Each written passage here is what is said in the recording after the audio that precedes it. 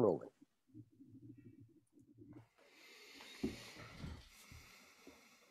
What's up, y'all? My name is Ian Edwards, and welcome to the Soccer Comic Rant. If you're watching, this podcast is also available on iTunes and at allthingscomedy.com.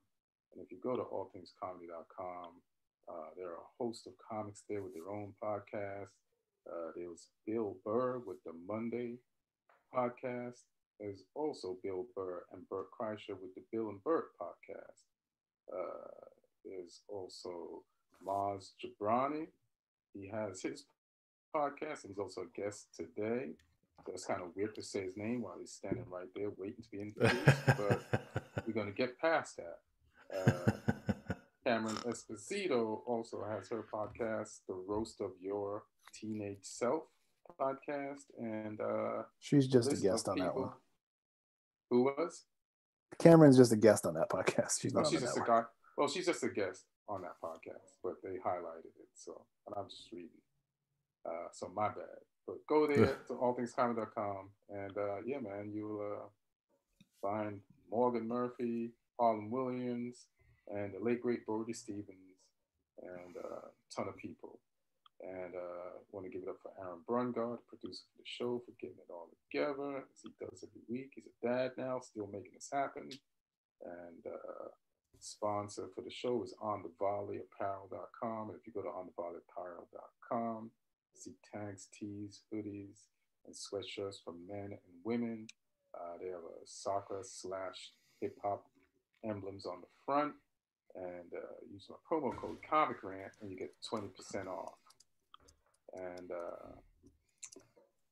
let me start introducing the guests for the podcast. Martin, I can hear you typing ferociously. So I just want to give it up for my homie. He's a fellow comic. He's been doing it for a minute, and I've known him for a long time. He's the host of the Back to School podcast that I just mentioned earlier. And he has 5 specials, including Immigrant, currently running on Netflix. And his 6th special is coming out on Peacock this January 28th. And yeah, he's doing it all. Fellow comic, actor, he's been in TV shows. Give it up for my homie, fellow podcaster, and Barcelona fan, Maz Jobrani. What's up, son? What up, Maz? How you feeling, brother? I'm good, man. I'm always happy whenever I talk to you, man. You're one of my favorite people, not just in comedy, but in the world. You know, I love your demeanor and your just the way you walk through life, man. So I'm happy we got a chance to talk and let the world listen to us. Thanks, man. Martin, you hear that? Yes, I do. And I agree with Maz. That's pretty good. Now I got nothing, Martin. Thank you. Thanks for leaving me with nothing. And that's probably what you just said to me is everything that I would say about you besides your credits, Maz. So thank you for saying that. You handle everything pretty well, and you don't make something that's nothing into something. And it's always comfortable working with you. Like real talk. You know, it's funny you say that because I just had that conversation with my son. He's 12 years old, and I was talking about, he was saying he was worried about, he's like, I got this thing happen. I'm a little worried about it. And then I'm afraid it might not happen. And somebody told me a long time ago, they said, try not to worry about something that hasn't happened yet. Because if you worry about it and it happens, now you've worried once and then you worry again when it happens. If you worry about it and it never happens, you worried for no reason. Yeah. So just let it happen. If it happens, then deal with it. But for the most part, man, we get in our heads. So I try to stay out of that place. Yeah. As I always say, there's plenty of time to worry about that if it happens. Mm-hmm. And so this is actually good because Martin is somebody who worries a lot. But I think he enjoys worrying. It's just some weird thing to it. And that's a part of his intro. Like he has the Citizens app. You know? Oh yeah. I'm deleting it though. Guess it was inaccurate. You don't have to have it, but he's like, I just proved it's inaccurate. It was just a murder. It was just the coffee shop guy. You don't have to have it. But you remember, Ian, when we had this conversation a few days ago about the coffee shop being robbed at Starbucks on Vermont. It was on Citizen app that it got robbed. And I actually do go to have a coffee there every day. So I went there 3 hours later, and everything works perfectly. And I asked them what happened, and they said it was just someone asking to open the restroom, or you will be robbed if you don't. And hilarious. Someone put it on Citizen app that the place got robbed. So here's how the news flows, you know. Somebody robbed a shit. They robbed taking a shit. That's the new low of this is COVID has brought people to holding the place at bathroom point.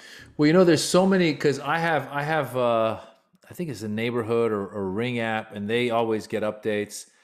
And then one time I had a helicopter at like 1 a.m. just circling over my house. Mm-hmm. And it's funny, you would think that you could just say helicopter at such and such, and then something would come up, like the police or somebody will put out a report. That's what you think.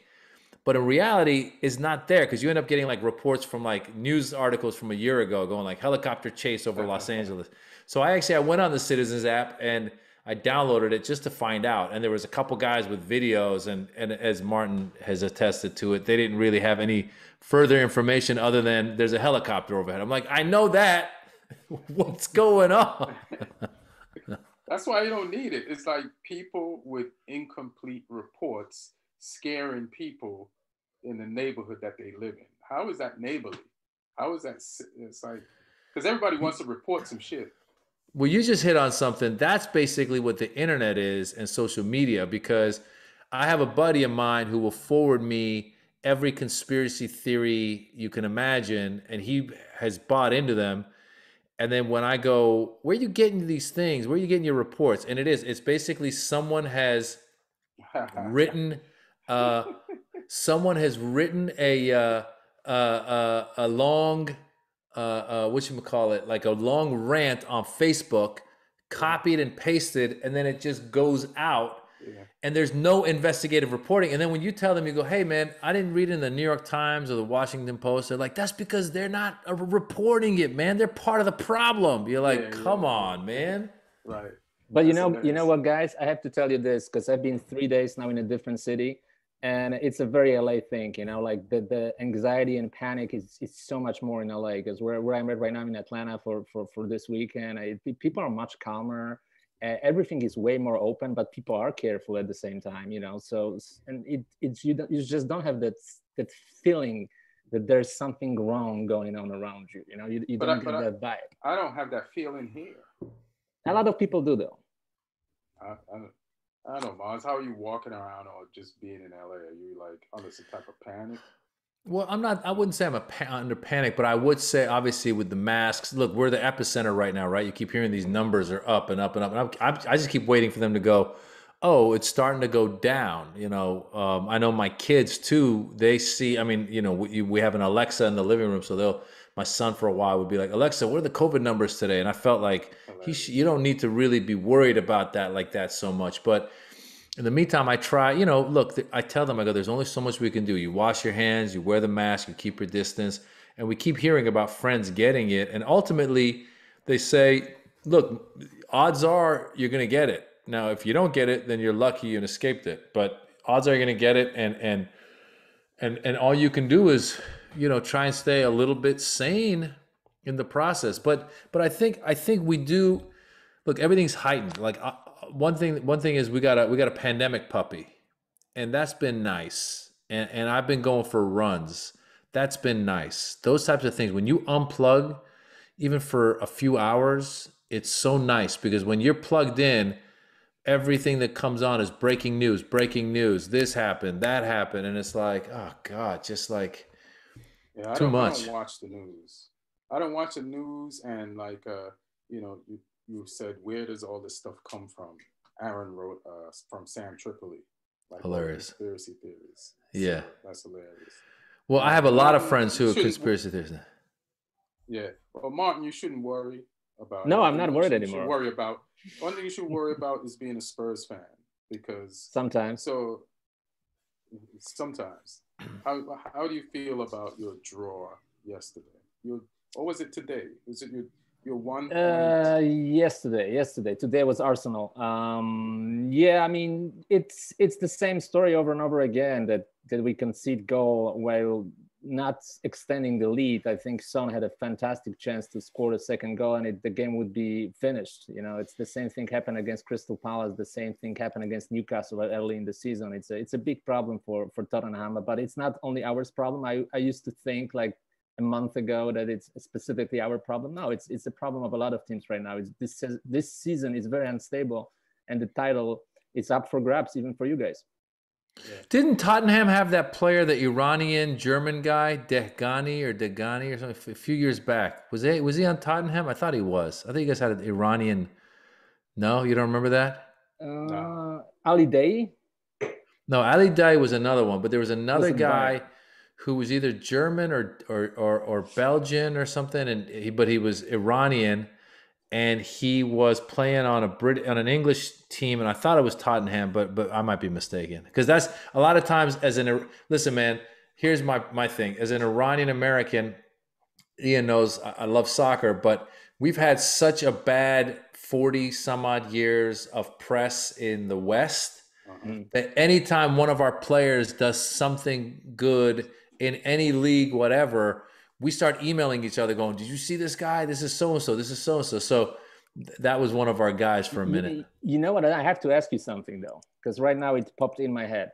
And when there was the famous game in 1998 World Cup, when Iran beat United States, and it was celebrated like a huge national celebration, you know, like what was your reaction like when that happened? Let me tell you something, Martin. First of all, Los Angeles has the biggest population of Iranians outside of Iran.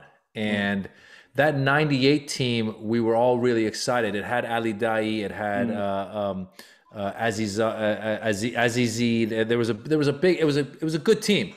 And so I think we'd been in the World Cup the previous time before that was 78. And we might have played in between, but the other teams, if we had played in between, they never had potential. This team had potential. And then, of course, they get teamed up with America. And what was crazy was, I believe that World Cup might have been in France, if I'm not mistaken. It was that 94 or 90? It was 90. No, it was 90. 98. It was 98. You're right. So was 98 France? I forget where. Yeah. So whatever it was, time zone wise, to watch those games, you had to get up, you know what I'm saying, at some crazy times to go watch them. So I remember there was a place in the Valley that was like this nightclub, but it was owned by a Persian guy. So he would do, during qualifications, the way we qualified for that was we beat Australia in some like wild card match or something with like a last minute goal. And so this guy would open the club up at 3 a.m. and like my friend would pick me up, we'd get there, they'd have tea, they'd have like, you know, it was a party atmosphere. So here comes this Iran-US game. This is a club in the Valley filled with Iranians. I mean, it's like we're in America, but we're all rooting for Iran. It is packed, and it's like everyone's like, yeah. But, you know, ultimately we just want like some love. And so what was interesting was, I think ABC must have been showing it, because I remember before the game started, Brent Musburger comes on and he goes, Iran versus the U.S. These two countries have been at war or whatever, or been in conflict for the past 30 years. And then they start showing images of the hostage crisis. Oh, and everyone in the nightclub, we all start going, boo, boo. And the guy whose club it was turns the volume off and starts playing music like Persian pop up.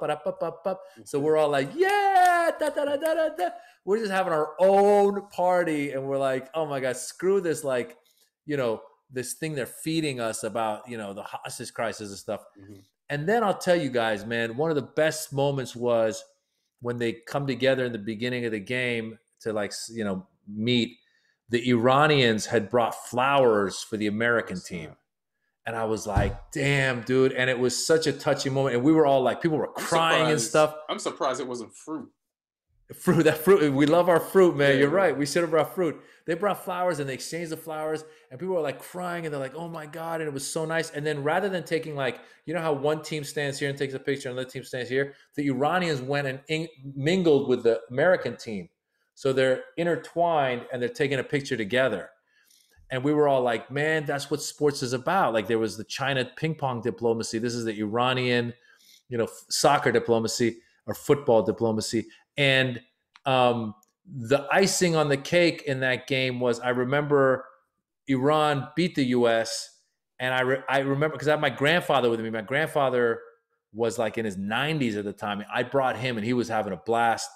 And I just remember when they scored that, I think they won 2-1. And when they scored the goal, I just remember jumping up and grabbing my grandfather by his leg and squeezing. I was like, "Oh my God, that's amazing!" And it was just such an amazing moment, man. And it was beautiful. And it really does show you that sports transcends all this stuff. These athletes can go beyond it. And I remember that day vividly, man. It was a highlight.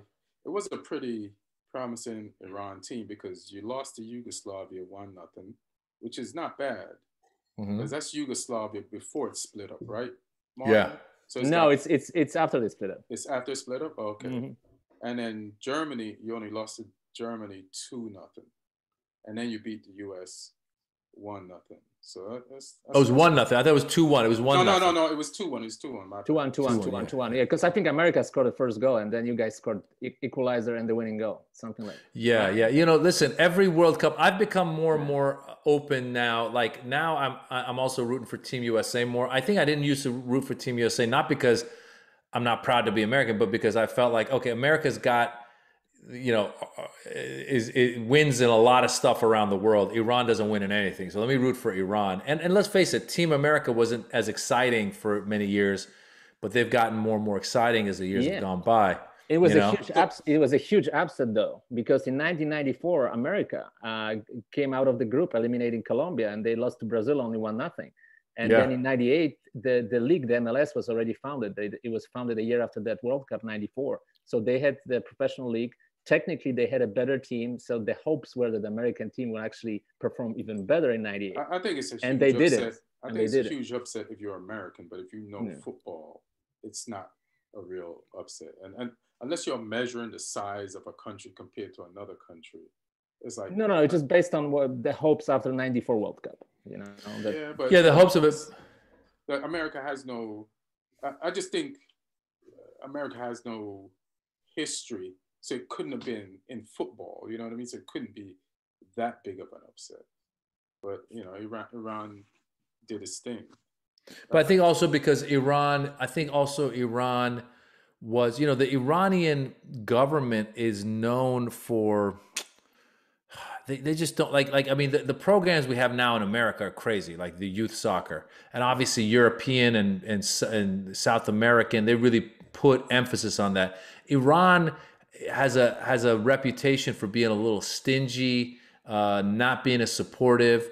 Because I'll tell you what else happens, and this is actually an interesting thing too. Whenever the Iranian soccer team does well, there's been times that might have been one of the times actually, but there's been times when the Iranian soccer team does really well, and then people go into the streets of Iran, of Tehran, to celebrate, and they're waving their flags and stuff, and that's led to a growing protest against the government. So there's a lot of people who are like, we don't want our team to win, because then the country would want to overthrow us. If the team wins, then you guys end up on a Citizens app. Exactly. Team wins and But I'll tell you, this past World Cup, Ian, I think we watched it together, right? That's what I was going to ask you. So Iran was in that last World Cup? Yeah. Right? You played Argentina, and you lost. Messi scored the winning goal in the last minute of the game, right? For Argentina. Against that was a few World Cups ago. I'm talking about the most recent one was when they... that was 2014. Asking the question, Yeah. So we went to the parlor and we met up for games, right? Yes, we went to the parlor to watch the game, which was the game that would have put them into the next round for the first time ever. They were playing against Portugal. And so Iran, what happened was this time around, Iran, their first game was against Morocco, I think. I think it was Morocco. And that was... It was crazy. And I'll tell you what was funny was I got so excited. I invited my Persian friends over. It was like 7 a.m. LA time. So I was like, guys, breakfast at my place. Come on over. We're going to watch. So They come over. I have like the breakfast I got, because the Iranian flag is red, green, and white. So I had like white goat cheese, and I had red tomatoes and green cucumbers, and I had it all set up like the flag. And I never do this kind of crap, but I did it anyway. I was like, I'm doing this. These guys come over, game's going on. It's a good game. Iran's got a good team again. Morocco's good, but Iran could take them, man. We could take, it was Morocco. And it was funny because my wife like has all these guys in the morning at the house, and she's getting ready to like go out of the house. And so she's like, hey, somebody's blocking me. Can you move your car? And so my one buddy, Kayvon, so what happened was we were watching it on one TV, the cable goes out. The guys are like, what the hell? And I'm like, guys, let's go to the back. So now we're in my bedroom. We're all sitting there in my bedroom watching. My wife comes in and goes, hey, this is what's happening. And at the time, the score was 0-0. Mm-hmm. And there was literally, they were going into penalty time. And my wife's like, guys, somebody's got to move their car. And Kayvon been watching the whole 90 minutes.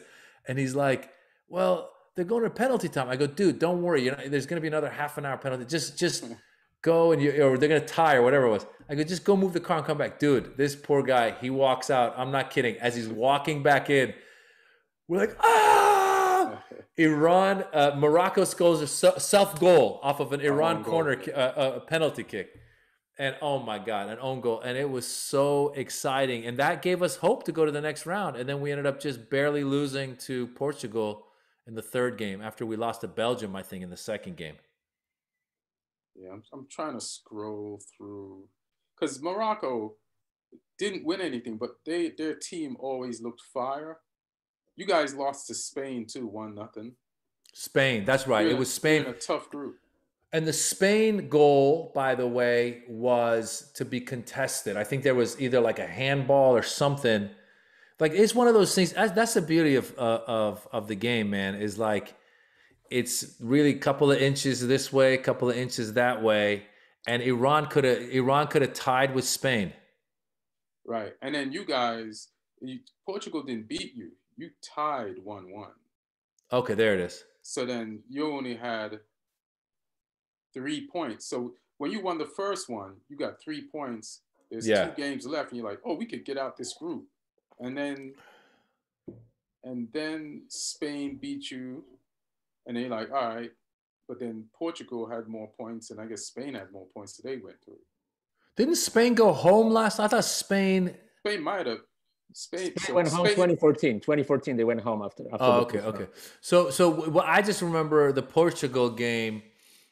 I remember after, and I think it might have been a Ronaldo penalty kick they gave him, I think, if I'm not mistaken. But whatever it was, after they scored, literally the last 3 to 5 minutes of the game, Iran had like 5 possibilities. Like one of those moments where, I forget who the guy was, one of their strikers got the ball, goal is wide open, and he just goes, boom, to the right. You're like, oh my God. And if you remember, Ian, my boy Stephen Betashore, who plays for LAFC.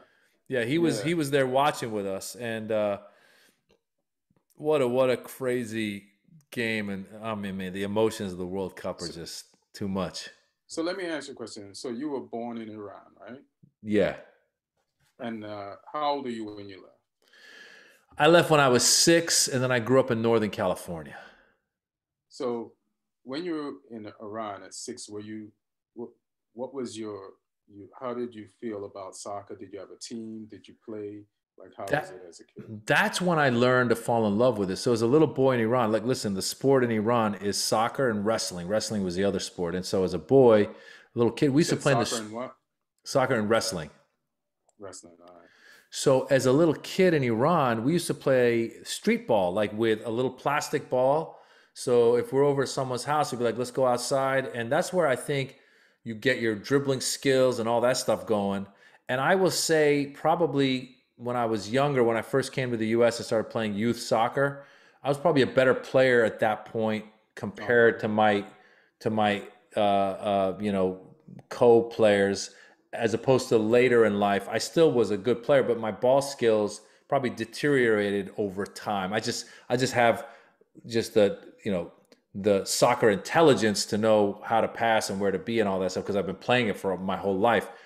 But the skills you learn playing in those streets with a plastic ball, I mean, you just that you pick up, you move fast, you get it all. So, and I remember I had one of my, I had a cousin who was older than me, and he would like when he would come to the States, he used to travel sometimes, and he would bring me back like jerseys and I forget what he brought. I don't know if it was back then, it was the 70s, so maybe he brought like the Cosmos or something. I don't know what teams he brought. But in Iran there was two teams. One was Persepolis, and the other one was called Esteghlal. And actually there was another one called Taj. Esteghlal might have been after the revolution. Sounds Spanish. Yeah, Esteghlal might have been after the revolution, which means Esteghlal because I think it means independence. But Persepolis was probably back then my team. That'd be like saying like, I don't know, like Barcelona, like they were the most popular team. They were the Barcelona of Iran. Yeah, and then there was Taj, which was another team. Taj means crown. And I was so young, I was 6 years old, so I didn't necessarily specifically follow a team as much as I just loved the game. And then again, like what throughout my life coming to America, obviously the leagues. Before you even get to that, I just want to like in Jamaica we used to play in the street too, and sometimes we'd have an actual ball, and then in school we used to how Jaden Smith has this water campaign, but it's in like milk boxes. So you're not using, like, you're not wasting like glass or plastic. Like we used to have those small milk carton boxes. Sure. And we used to like open one up and stuff a bunch of them in one and make it, and then round it out, and then play on the street with that, or just on some type of flat surface. Martin, you're from Poland. Did you have anything like that when you were a kid that you played in the street, or did you always have a ball? Like, how did it work? Yeah, I grew up in late 70s, 80s. It was still a communist country till 1989. So I was 12 when communists ended, and pretty much all we could do was to play football, to play soccer, or to play some other sports. There was no other activities, pretty much. So actually at that time, a lot of good players came out of Poland because it was just more people playing. So you think there's less people playing in Poland now?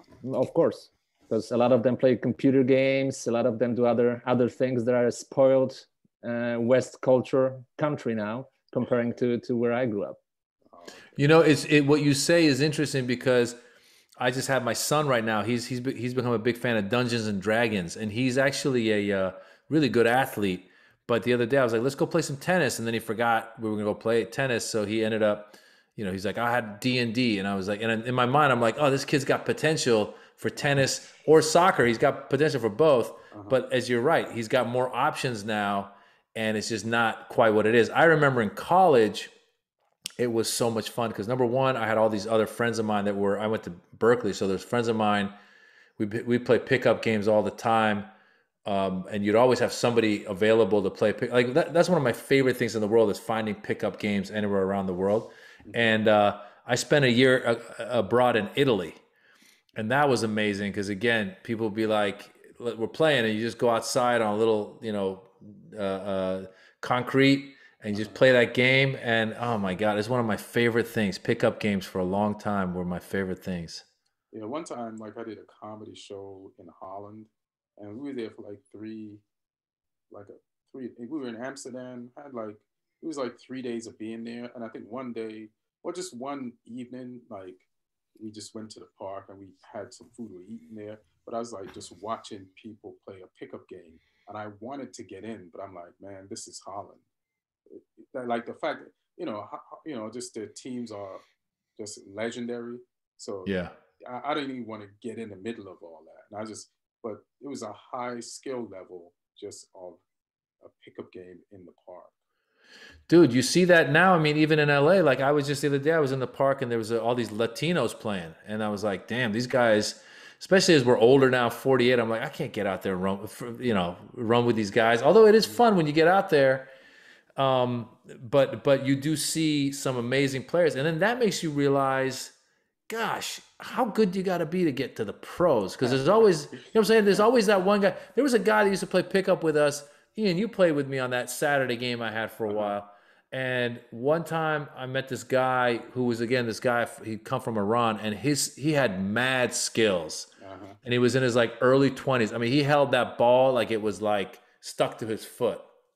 And I was like, and I asked him, I go, dude, did you ever play professional? And he was like, yeah, man, I tried out for the Galaxy and I got close, but he just had injuries or he wasn't fast enough.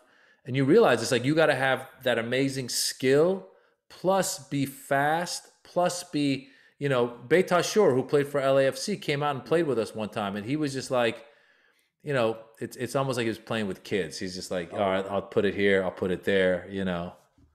And it's also luck, because we both know Ian Jamie Vardy, who's was the best scorer in England last season, and he couldn't break through minor leagues for a long time. You know, so sometimes it has to be perfect circumstances for you. You have to be in the right system. You have to be in the right place.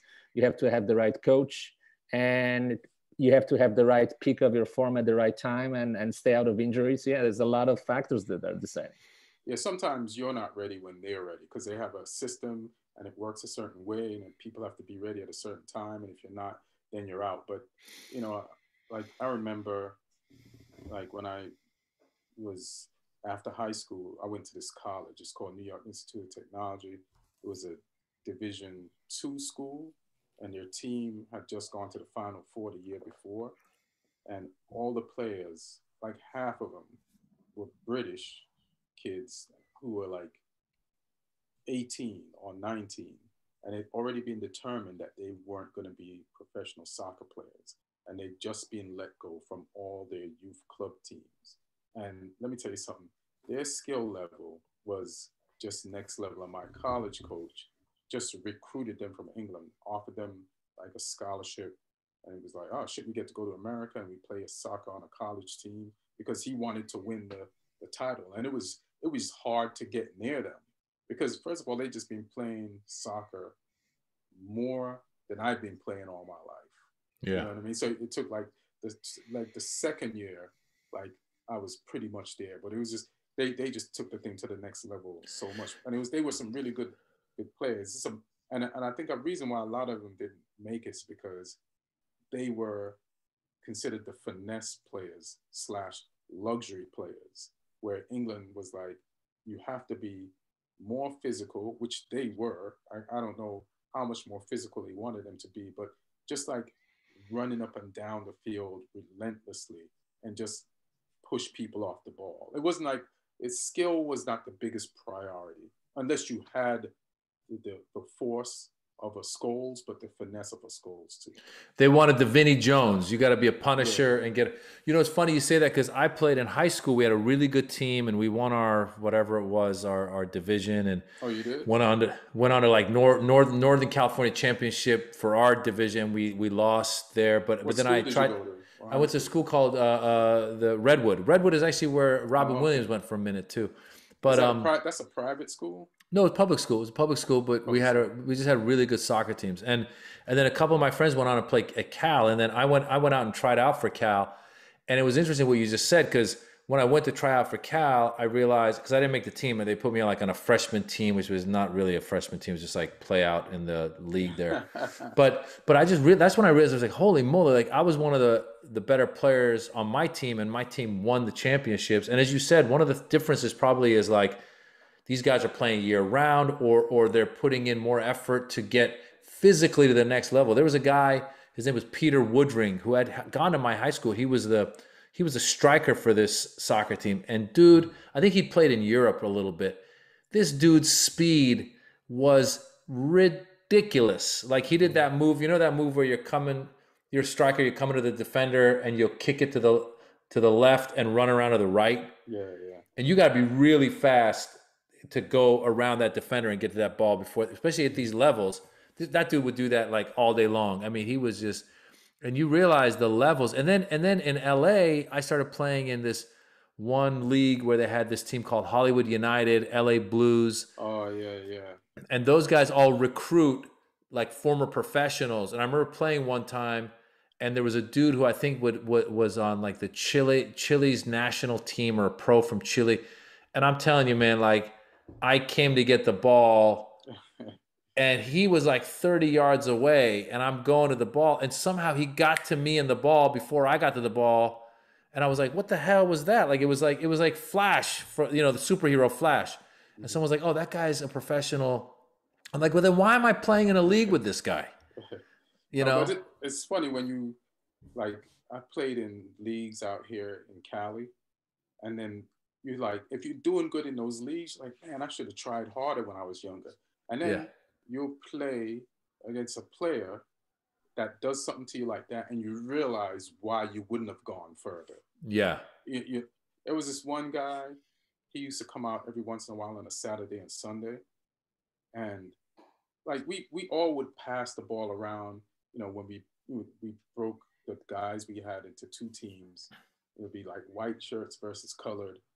But whenever he got the ball, he was nonstop.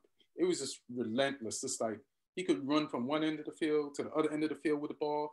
One time, he juggled the ball on his knees from one end of the field to the other faster than somebody could catch up with him. And you're like, oh, okay, that's why I'm not a professional, because of that guy. Like, what was your position in high school? And Martin, you can tell me what your position was too. Mm-hmm. My position in high school, I was playing stopper. So the way we played it was we had a sweeper, and then we had our three defenders in front of the sweeper. So I was the central defender in front of the sweeper. So I was a stopper, and it was fun. Like I kind of, it was almost like the Vinnie Jones role, but it wasn't like I was some head cracking dude. But I was in good shape. And I would play, I played well to the point where, like I said, I was one of the better players on the team. But I also always, because I was in good shape, I always wanted to play midfield. And that's what I started playing later on when I was playing just recreationally in leagues and stuff, because I would run up and down a lot. And I wanted a chance to score, and I wanted a chance to create plays. So yeah, man, I loved it, man. Every minute of it. Martin, what was your position? Defensive midfielder, central defensive midfielder. So I was tackling a lot. I was passing a lot, controlling midfield, bossing out me in midfield, and scoring goals sometimes. All right. That's hilarious. Why are you laughing so sinisterly? Like, you remember? I mean, it wasn't that great. Tackles. I wasn't that great. That wasn't that good of a footballer. I mean, and unfortunately, what happened with me was when I was 15, 16, mm-hmm. I grew from, I believe, 5'4" to 6'0" in 3 months, and I had a heart problem for a couple of months. So I had to stop, and that's kind of stopped me, and then I couldn't pursue it really. But you always loved soccer, though, because how did you end up at such a young age? When did you become like a soccer journalist, or were you an overall journalist and just went into soccer? It's kind of interesting when I look back, because it was communism. And you have to have like a designed, designated apartment by the local government. So the way it was designated for my parents, and my father was a professor at the university. I mean, at the time, still only a doctor, but right now, retired professor of history at the University of Wrocław. So they put us in the same big building, apartment building, with a bunch of professional soccer players, and some of them actually great soccer players. My neighbor was Andrzej Rudy. He was central midfielder for Polish national team. In 1987, he escaped Poland to Germany, and he played in Bundesliga. Then he played for Ajax Amsterdam. Of course, for a few years, he was suspended by Polish Federation, but I was often visiting him. So you used to visit this guy, right? And then he just bounced one day. Yep. Like, and then it was on the news, or like, of course, he was one of the best Polish players. They went to Italy for a friendly game, and he just escaped from hotel. Wow. And then how did you feel? Like, oh shit, my neighbor's like, you know what? I'll tell you it's a real story. It's funny, because a month before that happened, and I was 10 years old.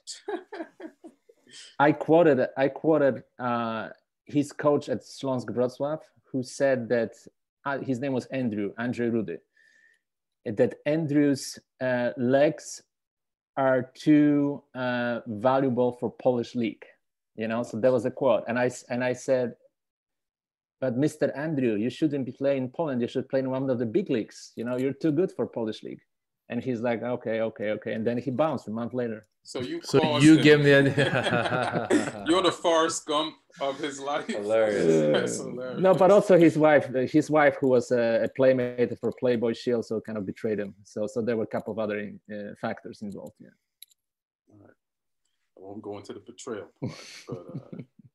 So he was him, but there was another guy, Prusik, who also played for Polish national team.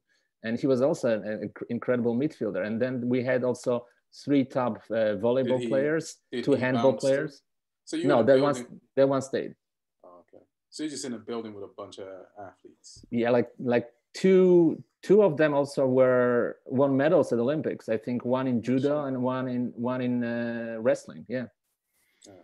So were these dope apartments or? No, it was all communal. It was all like communist apartments. Every single one of them was the same, 1 or 2 bedrooms. And I remember when Andrew, that guy who bounced, he invited me to watch the Polish national team because he was injured and he couldn't go. We watched the game together, and that was like, for me as a little kid, he was at the time when you didn't have internet, you had only 2 channels of national TV, and if the game was on, that was like, everybody was watching the game. So for me to actually interact with someone like that who was on TV, of whom I could read about in newspapers on Monday, and that was a big deal for me. That's a huge deal. That's crazy, because it's like, I guess that's what everyone complains about communism. Like you were sitting with the LeBron James of your era, and he was at the same, he was in the same apartment size that you were. Right? Yeah. You know exactly what I'm saying? The same size. There was nowhere for him to grow, basically. There's the ceiling. He was at the ceiling. Yeah. So he bounced. He played for FC Cologne. That was his first team. And then he played for Ajax Amsterdam in Champions League in his 30s. So did you ever see him again? No, but we talked. When he signed with Ajax Amsterdam, I was starting in journalism. I was 19 at the time, and I requested an interview. And because it was me, he recognized me. He agreed, and I was the only guy. Because after he escaped, it was still communism. So Polish press completely discredited him, Mm-hmm. So he didn't talk to Polish media at all since. But because I asked him for that, he did it for me. Wow. Yeah. And that's how they learned you were an accomplice in his escape. Is he still alive? Is he still doing stuff? Yeah, he's in Germany. He never came back. He went back to Germany. I think he was in like a youth coach. Definitely, there is a little bit of bitterness because he played for Polish national team, and then after he got suspended for like 5 years. He never got back to Polish national team, and he had success, but it was not broadcasted in Poland really until, of course, the communism ended. But different players were playing for national team at that time because he was from the older generation. So there is a little bit of bitterness in him because he knew that his career, because there were Polish players who did both, played in the West because the government agreed for them to transfer, like Zbigniew Boniek, one of the most famous Polish players. The government agreed for him to be transferred to Juventus Turin.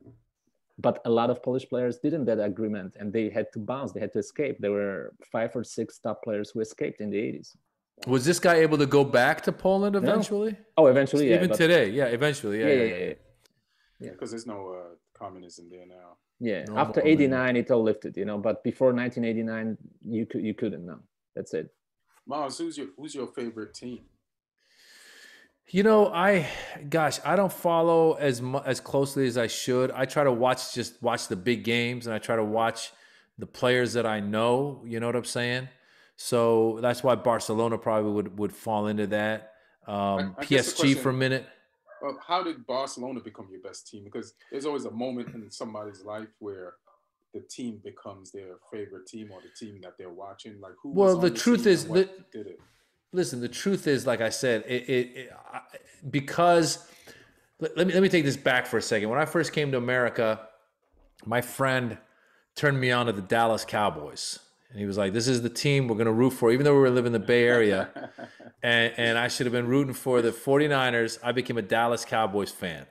And I used to be an avid sports fan, Dallas Cowboys, Oakland A's, LA Lakers with Magic. And I used to really be into it. And then I think something along the way, I don't know if it's just getting older or some of the incidents. One of the things that happened with the Dallas Cowboys was the new owner at that point, Jerry Jones, bought the Cowboys, and he right away fired, or quickly then fired, Tom Landry, who'd been their big coach for all those years. Yeah.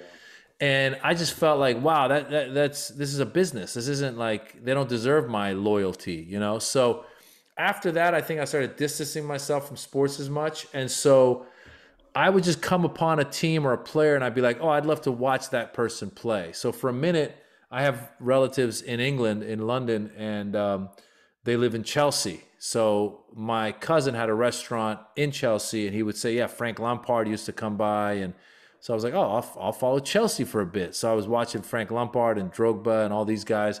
That was my team for a minute. And then I think with Messi, he's just fun to watch. And then you also had for a while, now I know Luis Suarez isn't there anymore, but he was. And I like Griezmann. Just knowing the players, you know what I'm saying? That's kind of what you're watching it for. And so similarly, what I'll do from time to time is I'll go on BN Sports and I'll just see who's playing. And if it's like two teams that have a few players that I know, I'll pay attention, I'll watch it, and it helps me relax and get away from the politics and all that stuff. What I am happy about is more recently ESPN has gotten into including soccer highlights in their top 10. You know, that's what I watch always. And for the longest time that wasn't in there, but now they do. And you have some amazing goals that happen, and it's just a beautiful sport. You know, I actually got a chance to do a show. I was in London doing a show, and the promoter somehow had access to, there's a bar at the stadium at Chelsea. What's that stadium called? What's it called? Stamford Bridge. And so I was doing a show at that bar, which was like downstairs, and it seats like 100 people. And the security dude who runs security for the whole stadium was like, he was going to show me how to go from the bar to this like meet and greet afterwards. And he had to take me through. So you were doing a show at Stamford Bridge? Yeah. So at Stamford Bridge, there's a bar. Now there was no game going on. It was nighttime, but it's still dope. So this guy walked me to go from the bar to this little meet and greet area. And he goes, here, come this way. And he took me, and in taking me, he took me out to the stands. And I got to be there like right on the field at night when they were, watering the grass. And I was like, that sensation you have when I just had this memory with the smell of the grass and the air. I just remembered like 7 or 8 in the morning playing soccer as a young kid. And I remember posting it on social media. I was like, I'm not a religious person, but I feel like this is the closest to my religion that I'll ever get, is to be on this beautifully coiffed grass and the lights are on and the air is right. And I was like, oh my God, what I would give to play on this field. I mean, it was fantastic, man. I remember. But let me ask you something, because I just had one of best soccer moments of my life when Robert Lewandowski won the Best Player of the Year, a Polish guy, for the first time ever. Yeah, sure. But it was a big deal when he joined Bayern Munich. So I want to ask you. And he didn't have to run away from his country to do it. Right. Exactly. But let me ask you this: when Ali Daei signed with Bayern Munich, was it like a big deal for you? Oh yeah, Ali Daei was. He again was another moment where Iranians had hope, because we really, like I said, I feel like we've never, we in the Western press, and probably Poland, you probably feel similar. It feels like as a country, we have so much potential. There's so many brains, and there's so much, just great athletes. There's a lot of great artists. There's a lot of great stuff. But because of the government and how oppressive they are, we don't get to the levels that we could. It's a country of 80 million people. They should have more success in these international things. And so when Ali Daei came up and yeah, ended up on Bayern. It was a huge deal for us. For me, Ali Daei was interesting because he was a tall dude and he was a striker and he was one of the leading goal scorers in history. But whenever I'd watch him, he kind of like, I don't know if I just wasn't watching the right games. He just somehow he would underperform whenever I'd watch him because he was kind of like almost like a what's it called, Frankenstein. Like he's tall and big and he's good in the air, but then his moves were never like, oh, you know. But we were always rooting for him, man. He was definitely the great Persian hope for a minute there, and yeah, definitely making it to Bayern was huge. And like I said, I think we have a few players now in Europe, and it's. How long did he play for Bayern, Martin? I don't know how long. Do you remember that, Martin? How long he played for I know Bayern? that he was a very good scorer. It was either Arminia Bielefeld or Wattenscheid. I forgot which, or Fortuna Düsseldorf. He played for a minor team. He scored a lot of goals, and then he went to Bayern. He was never like first choice always, but he played, I think, for 2 years. But let me check because now I'm intrigued. That's pretty huge. Yeah. Yeah, these guys. I'm telling you, there's a guy right now. I wish I remember the team because I just got a clip recently. He plays in the Premier League and he's from Iran. You saw he's from Iran? Yeah, I'm positive. So yeah, he played for Arminia Bielefeld. Then he went to Bayern Munich. He played one season, scored 6 goals in that season, and went to Hertha BSC Berlin. Yeah, and he played for 3 seasons for Hertha BSC. So he played for 3 German teams. Yeah, man. Like I said, we always underperform, but we have some talent out there. So he was on the team, Ian. He was on the team you guys beat in the final of the Champions League, I think. He was on that team. Oh, for real? Yeah.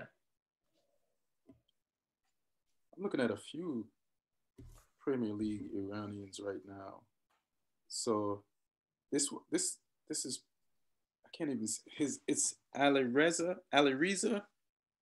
Oh, you don't want me to try to say this last name. No, it's Alireza, right? Alireza. What's the last? How do you spell the last name? Jahanbakhsh.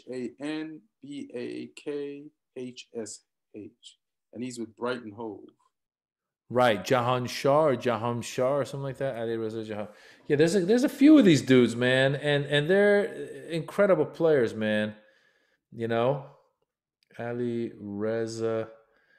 There it is, Jahan Bakhsh. Yeah. That's one of the. Yeah, that dude does kill it. I think I follow him on Insta as well. Oh, right. Yeah, he's with Brighton. Yeah. Hove. Is he with the? He says it right here. He represented Iran at the 2014 World Cup. So my boy Stephen Beytashur, who was playing for LAFC but now has been traded, he also made his story is pretty crazy. You got to get him on your show at some point because he tells the story of how, you know, he grew up in America in San Jose, and he never was recruited as highly as he should have been because he played with like a club team that just didn't have the money to travel to the big tournaments. Mm-hmm. So long story short, he had to kind of like basically be seen by college teams. Like a lot of colleges passed on him, and then he ended up on a college team in San Diego, and then he just started, you know, killing it there. And he talks about how eventually he got the tap from the U.S. national team to come train with them. And he's training with them. And I think when Iran heard that there's an Iranian American training with the U.S. national team, because I think he might have been born here, but he's basically American. The Iranian national team contacted him and was like, come play with us. And then he got caught in between, like, which one do I do? And I guess the rule is if you go and play one official game for either team, that's it. You're part of that team. So before he could boot up for the U.S. national team, something happened, and he ends up, going and playing with the Iranians, and then the Iranians take him to Brazil in 2014, and he's a defender, but he's also midfield type defender. And he said, he goes, we got down there to Brazil. I'm on the national team, and he goes, the first game, the coach is like, listen, I'm gonna put this other guy in the first game, and then the second game I'll play you. And he goes, all right. And then, of course, the first game, the other guy's in, and he ends up defending. I don't know who he was defending. It might have been Messi even. It was 2014. But whatever it was, the guy did a good enough job, and they got close enough to winning where the coach was like, you know what? I don't want to mess with what we got. So I'm going to play him one more game. And then that second game, something happened where the third game meant something. And he basically the poor guy went all the way down to Brazil and didn't get a chance to play a minute. But you also have this guy, Mehdi Taremi from FC Porto, who was the best scorer in Portugal last season, right? Yeah, yeah. I'm telling you, soccer's huge in our. I mean, it's like, gosh, we love it, man. We love it, and it's a matter of time before one of these guys becomes a superstar. Because there's a lot of great young players, and again, you got to realize, similar to what Poland was probably. I don't think Iran puts as much emphasis and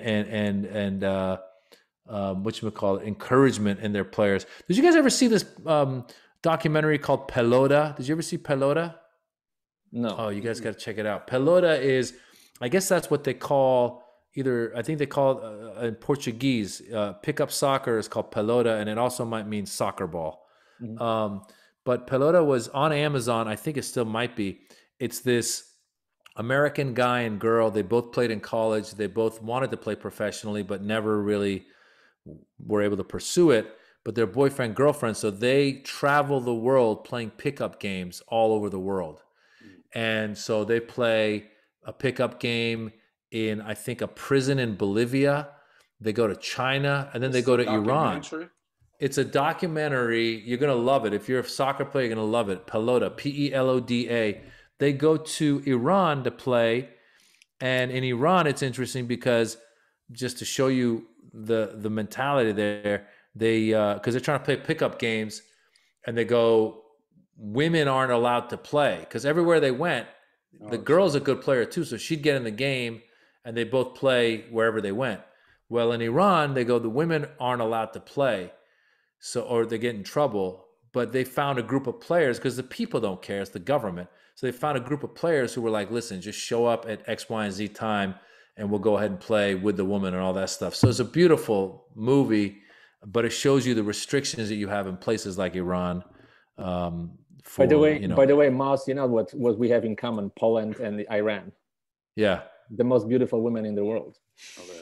They sure are. They really are beautiful women. I always say that Iranians do food and women right, and our politics wrong. So there you have it. Same. If they could only do food and women like they do, if they could only do politics like food and women, they'd be good. Yeah, it'd be all right. Since we mostly talk about the Premiership, I just want to talk about one guy. He's a U.S. kid, and he just scored a hat trick for Schalke, and his name is Matthew Hoppe. And so I just watched the highlights of him like over the weekend, because Schalke was on this losing streak, and nobody even, like, this kid wasn't even, I don't know if he was, there's so many like highly touted U.S. teams now. I don't think this guy was on the radar, but this hat trick that he just scored on the weekend just put him on the U.S. radar. And it broke Schalke's losing streak, or winless streak. And so just want to give a shout out to him. Also, I'm just going to try to run down the Premier League table, because this is mostly like an interview episode, which I'm glad Maz came. And then if you want to jump in, Maz, with anything, or Martin, as I just run down the table. And well, I have to give you props, Ian. I have to give you props, because it looks Manchester United are for real. Well, Martin, let me run down the table. They're going to be first, and then you could just interject. All right. So if we go from the top of the table, and listen, I am not pushing to go down the table because we're at the top. It's just what it is. Manchester United, my team, is number one at the top of the table, just by coincidence at the time that I'm pushing to do the tables. All right, so Manchester United, their coach has been maligned. He's been called a PE teacher. People have called for him to be fired. They said he could never win a championship, and he's still right. He still hasn't won a championship. But you got to give Ole Gunnar Solskjaer props for, at this stage in the Premier League season, even though we're not saying we're going to win the title, he's at the top of the table, and with 36 points, above the current champs, Liverpool, who have 33 points. And guess who Liverpool is playing next? Manchester United. So, when is that game? And that game, so you're looking for big games? That is this weekend. Oh, nice. That game is this weekend. So grab your son, sit down and watch this one because it's two rivals. Is Pogba still a factor, or is he kind of aged out? He still is. No. He's back. He's only 28, and we played Burnley. When did we play Burnley? Yesterday. Or Tuesday. Tuesday. Yeah, Tuesday. And Pogba's goal was the winning goal. It was a 1-0 game, and it took us past Liverpool in the table. Before we were tied on points, but they were ahead on goal difference. And we had a game in hand. So we played that game in hand, and now we are at the top of the table. And again, it's not because I'm a Man United fan. Am I repeating that Man United is at the top of the table? We just are at the top of the table for now. Third on the table is Man City, and they just, they're back. It's not that they were gone, but last season, wasn't that great for them. But Liverpool has come back towards the pack. They've had these injuries, and Man City had to figure out their defense, and I think they've become a better defensive unit. They've also scored less goals, but all you need is one goal when the other team doesn't score anything. So they beat Brighton Hove. Who's their stars? Who are some of their stars? Sterling, De Bruyne, De Bruyne, yeah, and like I said, Martin, you put Bernardo Silva back in your lineup, and you'll win a bunch of games, and that's what they've done, and they're winning a bunch of games, and they bought like 5 or 6 defenders. Yeah. And finally, those defenders are playing better. I think Diaz gave them a lot of stability at the back, and Cancelo is playing much better. He was playing good for Juventus, and then his first season was not good for City. So that's a big factor. I actually have both defenders on my fantasy team, so I can judge by the points I'm getting from them that the defensive formation is doing much better than it was, because it was the reason they didn't win the title last year. Yeah, and they also dusted off John Stones. And they oiled him up, and he's out there and he's doing his thing. So yes, it's a big weekend. It's a big weekend because both teams play 2 games. Your team and City, and that can determine a lot of things. And huge props for United after starting the season so poorly, losing to Crystal Palace at home, losing to us 1-6. Now you're at the top of the table. You can imagine if you didn't start the season so bad, where would you be? It's a very good run, and it looks like the young players stepped up. And I'm sorry, what did you say first when you started that whole thing?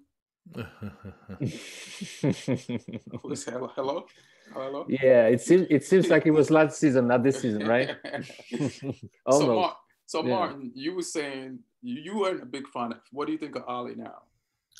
I think he knows how to respond to the criticism, because they usually perform better when he's the most heavily criticized. So he's the type of a guy who doesn't give up, I guess. But sometimes when it goes wrong for a team, it goes wrong till the end, and then you have to fire. And now, today, for example, which is funny, there's a rumor about Avram Grant replacing Frank Lampard at Chelsea. And let's see if he's built of the same material as Solskjaer, if he can succumb that pressure and survive, because Solskjaer had to survive a few times. He was in survival mode, and he did. And he built down there.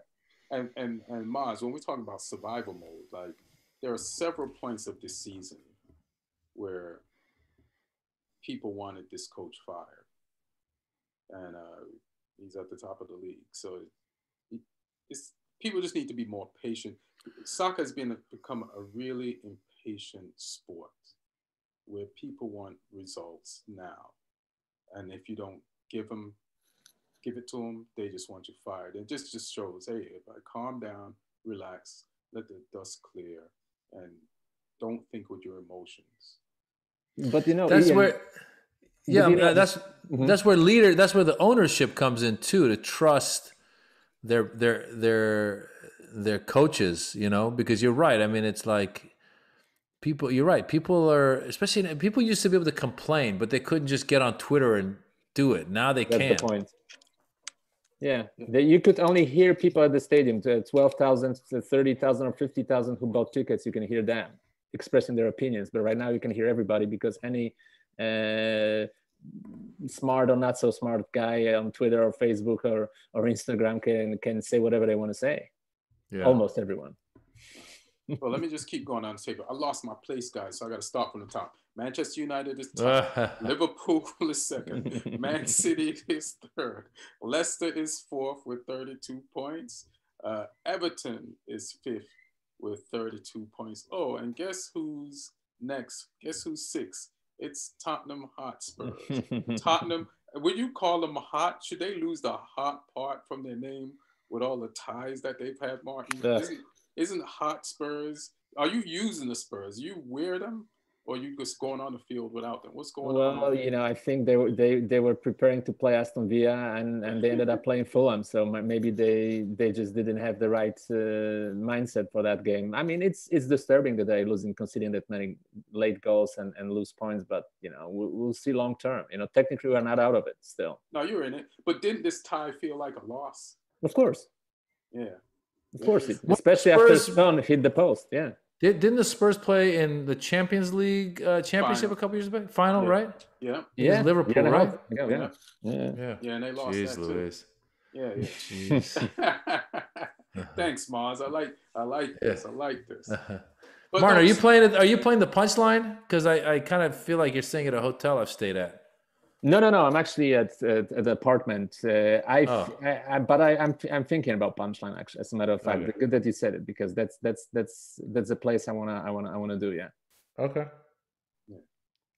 Southampton is number 7. They got 29 points. Aston Villa, who Martin should have lost to instead of Fulham, or tied with instead of Fulham, is 8th with 26 points. Chelsea. We just talked about Frank Lampard. His job is on the line. You know your job is on the line when they want to hire Grant, who they fired for lack of results from Chelsea, from being a Chelsea coach. So Chelsea's 9th. Who didn't coach since? 26 points, yeah. I think I don't know if I really believe that rumor. I haven't heard it. This was the first time, but I don't believe that. I mean, they're doing business. They're in business together, Abramovich and Avram Grant. We're discussing that, I think, 2 weeks ago on this podcast. That I have a friend who is very close with Avram Grant. They do some investments in New York. They're buying like old buildings, renovating them and selling higher. Avram Grant is a very interesting figure because he's very influential, and he doesn't have a position in soccer. But his influence is very, very, very high over a lot of things happening in soccer. He's also close friends with this big agent. What's his name? The Israeli agent who helped to shape Chelsea. Yeah, I just don't think if Frank was such a fan favorite, if they're gonna fire him, they have to do it with someone better. Nobody would take. You can't push Avram Grant past the fans. The fans will never okay that. You know what I mean? So I get it. Why is Chelsea so bad? Have they not been spending money on players, or they're just unorganized? No, they're not bad. The problem is, so Frank Lampard, this is his second year, or you know, he came in at the beginning of last season. This is his second year, but at the beginning of the season, in the transfer window, they bought like the who's who of the next set of upcoming young players from the German league and from England, and like another guy from I think Ajax. So they expect results, and he's 9th. You know what I mean? They said they expect Chelsea to win all the games, but Frank is a new coach. The players don't know each other. Everybody's getting to know each other. So this is like a chemistry thing. I'm not saying Frank is going to be successful, but he has to get some results just to make all his critics fall back a little bit. His next game is it's supposed to be against Fulham, which Fulham played today. So I don't know if they can play again. But they're going to get yesterday. So Fulham's at the bottom of the league, but they got a point from Spurs yesterday. So maybe Chelsea can get a tired Fulham and this weekend, and that'll be good for Chelsea. Bad for Fulham. Do they relegate teams? The last place team? Yeah, the last three teams. Yeah. Oh wow. Okay. Yeah. Okay. And they should, by the way, that's a good point, because they should do it in MLS. I spoke with one player who came from Polish league and played in MLS last season, and he said that because his team missed the playoffs at some point, that you could sense from the players that they really didn't care that much, because they're not gonna get relegated anyway. So like last 2 months of the season were a drag, and he made a good point. I think the relegation is, I know it's not gonna probably work in the business system of American leagues, but it gives you incentive to be to play serious football, you know. Yeah, but I've seen like relegated players on relegation teams not care either. Relegation doesn't make you care, you know. There's different things that make you care, and there's different things that make you not care. Right. So that's like when Cam Newton lost the Super Bowl, and he was at the press conference just, you know, pouting and down, and one of the reporters was like, "Would you say you're a sore loser?" And then he goes, "Show me a good loser and I'll show you a loser." So that's kind of, you know. Yeah, I'll take that. I'd like a play on any one of my teams to say something like that. Right. So West Ham is 10th with 26 points. 11th is Arsenal, who drew today, so they got a point. They drew against Crystal Palace, but yes, it's good for Arteta, ex-Arsenal player. Martin, they're 2 behind you. You have 2 more points. No, my bad. You got 6, I think. 6 points more. Let me see. You have 30 points. Yeah, you're 6 points ahead of them. So you know, you better be happy that they tied. Leeds is 12th. They have 23 points. Crystal Palace is 13th. They have 23 points.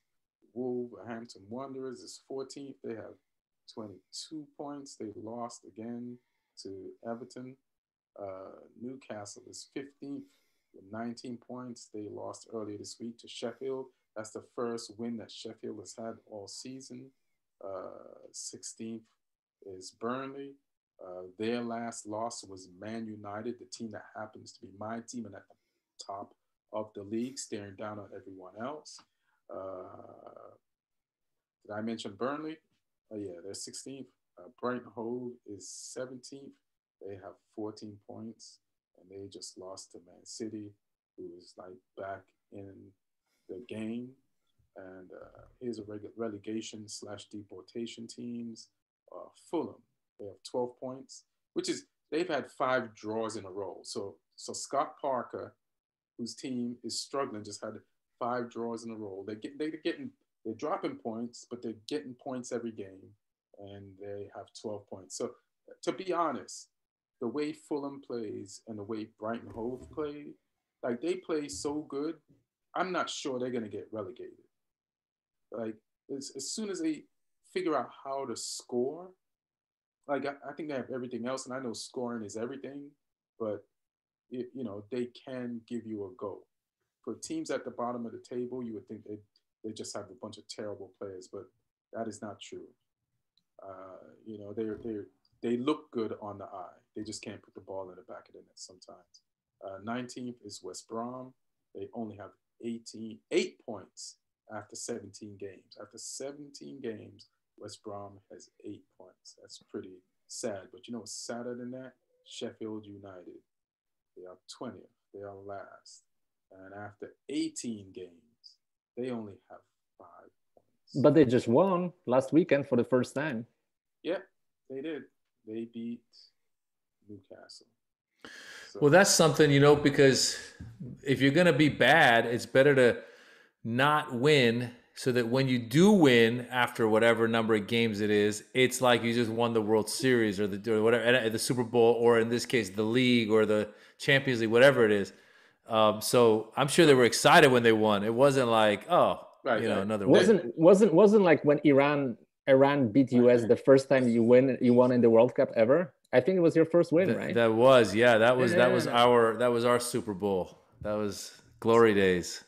It's funny. It's like based on what your standard is, it dictates what the experience is. You know what Yeah. I mean? So, like, you guys might have had a terrible World Cup, but you beat the US. So that Yeah, makes it a great World Cup. yeah, it's like if you know the dude who's going to the clubs and picking up all the hot girls is like, all right, that's a given. But the dude who's gone a year to the club every night, and then one night just some hot girl walks up to him, and like you're as his friend, you're like, dude, Yeah, with yeah, her. yeah. That's what happened. That's winning when you lose so much, Yeah, you know. yeah. It's that hot girl means way more to him than all the hot girls that other guy's been picking up individually. That's it, man. That's it. So it's 6 o'clock. Maz, once again, thank you for being a guest. And let me just tell everybody about your special about to come out on Peacock. And Peacock's a brand new streaming platform by NBC. So how did you get a special on Peacock? You might be like, are you the first one?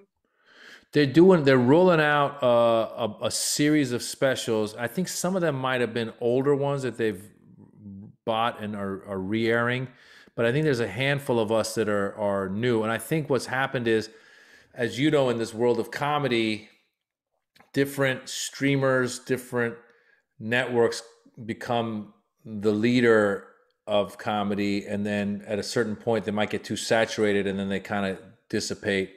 So whereas comedy's like football, just like football, man. Like one time Manchester United's at the top, then it's Man City, and then now it's Liverpool. So it's everybody, streaming platforms take their turn in comedy. Yeah. So what had happened was, I think with Netflix, it got to a point where a lot of people. I had my last special on Netflix, but I think Netflix got to the point where they still are doing specials, but I think they got saturated with them. So they got either a little more selective, or something happened where they kind of were like, okay, we're still doing it, but we're not the only game in town. And Peacock, I think, is the new streamer, and I think they're leaning heavily into their comedy. So they launched last year, but they relaunched again in a way in January with a bunch of episodes of The Office. They took The Office off of Netflix, brought it to Peacock so that people that are big Office fans will go there. And then on January 28th, they're airing like 10 new comedy specials, and I think they want to become a player in the comedy special world. So mine is one of them. It's called Pandemic Warrior, so people can stream it. I think that there's you can get a free subscription if I'm not mistaken. So at least wait till January 28th, get that free 1 week subscription, check out my special. If you like the stuff that's on there, keep subscribing. If you don't like it, then it's up to you, whatever you want to do. Oh, that's dope. Well, congrats on that. And you shot it during the pandemic, before? Like, how does this No, I shot it in the end of 2019. I shot in Dubai, the special. I funded it myself, shot it. I wanted to sell it early 2020, but then the pandemic hit. And then what happened was I saw some specials that came out in 2020 after the pandemic had hit. And they didn't make sense to me, because it was like people are in a crowd and they're sitting in an audience and they're all next to each other. And then the complaints that the comedians were making were like not of this world. So I said, you know what, if we're gonna do this right, get me some cameras so I can do like 3 minutes at the top from my closet where I've been doing Zoom shows, and just remind you what's going on. And then we can go back to the actual special that was shot in 2019. And then at the very end, I do some more closet jokes. So that's why it was originally called Peaceful Warrior. And then we crossed out the peaceful and made it Pandemic Warrior. Oh, dope. I like that. Thanks for coming on, brother. Pleasure to have you, and definitely going to check that out. And also want to give it up for Martin. I didn't think I got a chance in the episode to like really give Martin his props, but you've seen him. He's a writer for 442 Soccer Magazine, and seen him in a bunch of movies, including The Hunt, and the voice of a lot of characters on video games. It's probably your son plays too. Probably. So, yeah, Call of Duty. Yeah. Call of Duty. Yeah. Well, listen, I thank you guys for having me on. It was so nice to go down some of these memories of big games, and thanks for the recommendation on the. I'm going to watch the Man U Liverpool game this weekend as well. Top of the table, Man U. I'm into it. I'm into it. Second place, Liverpool. All right, guys. All right, thanks, Maz. Thank you. For coming through, bro. Good night. And Martin, for looking at it again. And I am Ron God, and everybody love each other, and we'll see y'all. One.